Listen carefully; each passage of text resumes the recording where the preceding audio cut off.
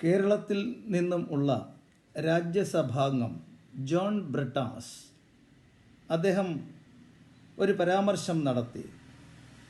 ചൈനയിൽ artificial intelligence തിരമാലകൾ സൃഷ്ടിക്കുന്ന ഈ കാലഘട്ടത്തിൽ ഇന്ത്യയിലെ ഒരു കൂട്ടം ജനങ്ങൾ ഗംഗാനദിയിൽ മുങ്ങിക്കുളിക്കാൻ നടക്കുന്നു എന്നുള്ളതാണ്. ഈ ഗംഗാനദി എന്താണെന്ന് അദ്ദേഹത്തിന് അറിയില്ല എന്നുള്ളതൊരു വസ്തുതയാണ്. ഗംഗാനദി എന്ന് പറയുന്നത് ഹിമാലയത്തിൽ നിന്നും ഉത്ഭവിച്ച് ബംഗാൾ ഉൾക്കടലിൽ ഭവിക്കുന്ന ഒരു നദിയാണ്. ഈ നദിക്ക് വളരെയേറെ സവിശേഷതകളുണ്ട്. കാരണം ഈ നദി രോഗശാന്തി നൽകുന്നു. ഇത് പരിശുദ്ധമാണ്. ഈ നദിയുടെ പ്രത്യേകത നമ്മളുടെ പൂർവികന്മാർ വളരെ മുൻപ് തന്നെ മനസ്സിലാക്കിയിരുന്നെങ്കിലും ബ്രിട്ടീഷുകാർ ഇവിടെ ഭരണം നടത്തുന്ന സമയത്ത് അവർക്കത് മനസ്സിലായി. അവർ ബ്രിട്ടനിൽ നിന്നും ഇവിടെ വന്നതും പോയതുമൊക്കെ ആവിക്കപ്പലുകളിലാണ്. ജലം സംഭരിക്കേണ്ടിയിരിക്കുന്നു. അതിനുവേണ്ടി അവർ ഇന്ത്യയിലെ പല സ്ഥലങ്ങളിൽ നിന്നും ജലം സംഭരിച്ചു. ഈ യാത്രയിൽ ജലം അശുദ്ധമാവുകയും അതിനകത്ത് കൃമികീടങ്ങൾ ഉണ്ടാവുകയും ജലം ദുർഗന്ധപൂരിതമാവുകയും ചെയ്യുന്ന സ്ഥിതി അവരനുഭവിച്ചു. പക്ഷേ ഗംഗാനദിയിലെ ജലം ഇതിനു വേണ്ടി ഉപയോഗിച്ചപ്പോൾ അവർ അത്ഭുതപ്പെട്ടു പോയി. ഈ 3 മാസക്കാലം അത്രയും ഗംഗയുടെ ജലത്തിന് യാതൊരു മാറ്റവുമില്ലാതെ പരിശുദ്ധമായി നിലനിൽക്കുന്നു എന്നുള്ള വസ്തുത ഇതവരെ അത്ഭുതപ്പെടുത്തി. ഇതുമൂലം ഹാങ്കിൽ എന്നു പേരുള്ള ഒരു ശാസ്ത്രജ്ഞൻ 1896 ഈ ഗംഗാനദിയുടെ ജലത്തിൻ്റെ പരിശുദ്ധി എങ്ങനെയാണ് നിലനിർത്തപ്പെടുന്നത് എന്നുള്ളതിന് ശാസ്ത്രീയമായ പഠനം നടത്തി. അദ്ദേഹം ആ പഠനത്തിൽ നിന്ന് കണ്ടെത്തി ഈ ജലത്തിലുള്ള ഉൽപ്പാദിപ്പിക്കപ്പെടുന്ന ഒരു വൈറസ് അത് ഈ രോഗങ്ങളൊക്കെ പരത്തുന്ന, അസുഖം പരത്തുന്ന, പൊല്യൂഷൻ ഉണ്ടാക്കുന്ന ബാക്ടീരിയകളെ തിന്ന് നശിപ്പിക്കുന്നു എന്നുള്ളതാണ്.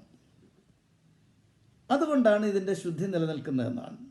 അതിനുശേഷം 1917 ഫ്രഞ്ച് മൈക്രോ ബാക്ടീരിയോളജിസ്റ്റ് അദ്ദേഹം ഡിഹറൽ എന്ന ആണ് അദ്ദേഹത്തിൻ്റെ പേര്.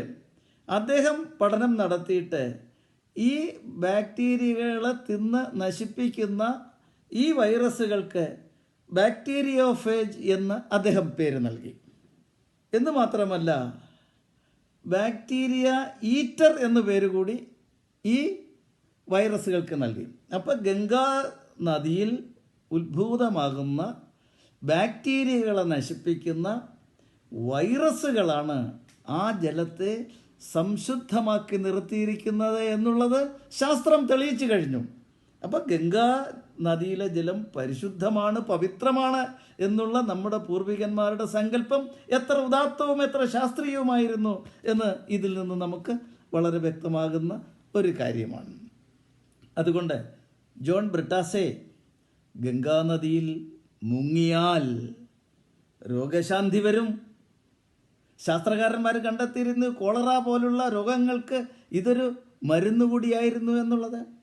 അപ്പം നമ്മുടെ ശരീരത്തിലുള്ള എല്ലാ ഈ ബാക്ടീരിയകളെയും കൊന്നൊടുക്കി നമ്മുടെ ശരീരത്തെയും അതുവഴി നമ്മുടെ മനസ്സിനെയും ശുദ്ധമാക്കുകയും നമ്മുടെ ശരീരത്തെ രോഗവിമുക്തമാക്കുകയും ചെയ്യാനുള്ള കഴിവ് ഗംഗാജലത്തിനുണ്ട്. അതുകൊണ്ടാണ് ബ്രിട്ടാസെ ഈ ഗംഗയിൽ ഹിന്ദുക്കൾ മുങ്ങിക്കുളിക്കുന്നതും മുങ്ങിക്കുളിക്കാൻ ആഗ്രഹിക്കുന്നതും. ഈ നദിയിലെ വെള്ളത്തിന് അനശ്വരതയുടെ ജലം എന്നാണ് വിളിക്കപ്പെടുന്നത്. നമുക്കറിയാം, മരണസമയത്ത് ചുണ്ടിൽ ഗംഗാജലം ഒഴിച്ചു കൊടുത്താൽ ആ ആത്മാവിന് പരിശുദ്ധി കൈവരിക്കുന്നു, നിത്യശാന്തി ലഭിക്കുന്നു എന്നുള്ളതാണ് വിശ്വാസം.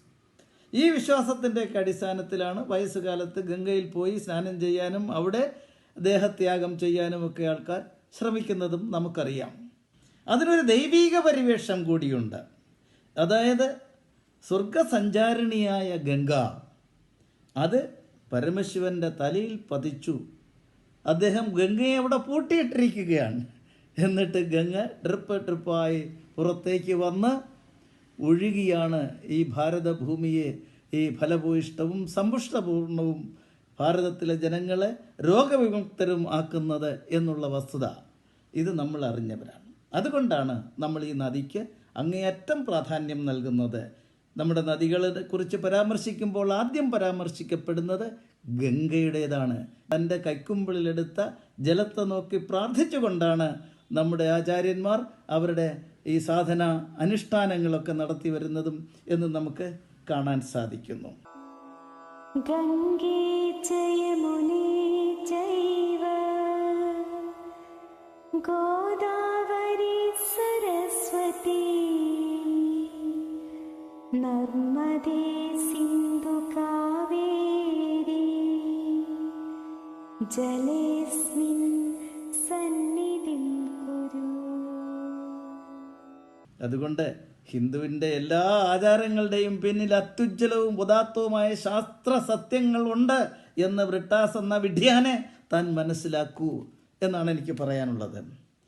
പിന്നെ അദ്ദേഹം മാതാ അമൃതാനന്ദമയീ ദേവിയെ ഒന്ന് കൊച്ചാക്കാനായിട്ട് വലിയ ശ്രമം നടത്തി, രാജ്യാന്തര യാത്രകളൊക്കെ നടത്തി, പലതും പണിഞ്ഞു നോക്കി, പക്ഷേ ഒന്നും ഫലവത്തായില്ല എന്നുള്ളതൊരു വസ്തുതയാണ്. അപ്പോൾ ബ്രിട്ടാസിനോട് ഒരു ചോദ്യം. നമ്മുടെ നാട്ടിൽ ഭൂമി പരന്നതാണെന്ന് വിശ്വസിക്കുകയും പഠിപ്പിക്കുകയും ചെയ്യുന്ന മതങ്ങളുണ്ടല്ലോ. അത്തരം മതങ്ങളിൽ എന്തെല്ലാം അന്ധവിശ്വാസങ്ങൾ അടിഞ്ഞുകൂടിയിരിക്കുന്നു. അതിനെക്കുറിച്ചൊരു വാക്കുമിണ്ടാൻ എൻ്റെ ബ്രിട്ടാസെ തൻ്റെ നാവ് പൊങ്ങുമോ? പൊങ്ങില്ല. കാര്യം അത് അറുത്തെറിയപ്പെടും എന്നുള്ളതാണ് വസ്തുത. അറിയാമല്ലോ. അതുകൊണ്ട് ഹിന്ദുവിനെ ചൊറിഞ്ഞോ, പക്ഷേ ഫലം കിട്ടിയിരിക്കും. അതെങ്ങനെയെന്ന് ഞാനിപ്പോൾ പറയുന്നില്ല. അതുകൊണ്ട് മാന്യമായി സംസാരിക്കാൻ ശ്രമിക്കുക, ജീവിക്കാൻ ശ്രമിക്കുക. അതുമാത്രമാണ് എനിക്ക് പറയാനുള്ളത് ബ്രിട്ടാസിനോട്.